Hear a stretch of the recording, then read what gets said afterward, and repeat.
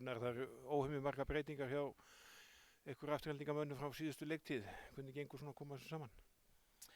Það bara gengur ágætlega, þetta bara tekur sinn tíma og hefur sinn ganga sjálfsögðu en þetta eru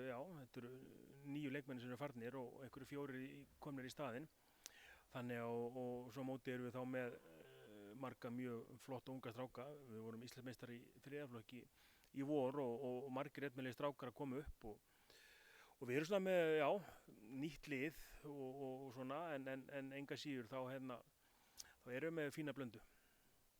Ja, en svona hryggjast ekki svolítið, stundum við talað fór?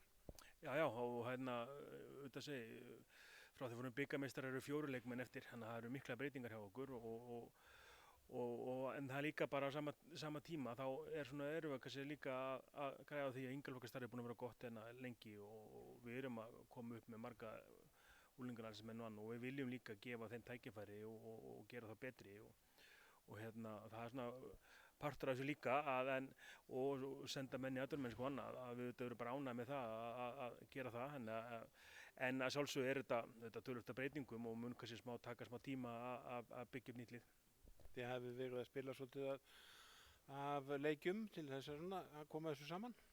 Já, og það gengið bara upp og ofan eins og hvað sem við áttum von á og svona blandan þannig, við erum með bara svona kjarnan svona byrjanlið, svona nokkuð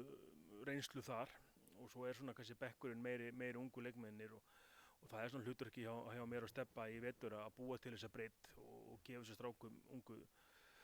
tækifæri og við höfum mjög mikla trú á þeim og alveg samfyrir það að þeir munu einhverjum springa út í vetur og svona vonandi hægt og rólega þegar líður á mótið að þá mun breytin okkur aukast með þessu strákum.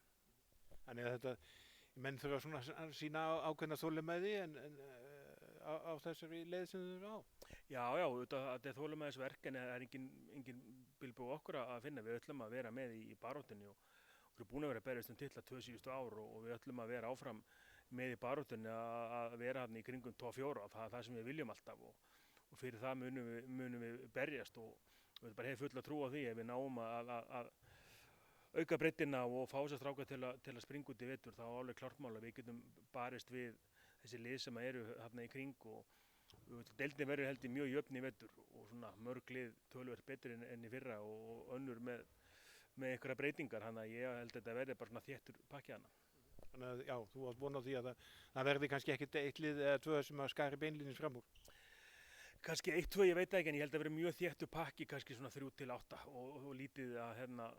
gerast þar á milli. Ég held að það verður miklu jafnara enn í fyrra og það er svona kannski lið sem er búin að vera í svona 5-8 sæti síðustu ár sem eru sterkari núna sem að auðvitað vilja bara eins og við verið í 2-4 og það verður held ég bara svona þéttur pakki og mikil barátta þar. En leið þetta kannski svona ákveðin áskorun fyrir þig og Stefán að takast á við byggja upp lið á sama tíma og vera í baráttunni? Já, það er bara gaman og auðvitað að segja við höfum mikla trú á þessu strákum, annars værum við ekki að gefa þeim séns og við vitum það að þetta verða strákar sem munu verða góðir handboltamenn.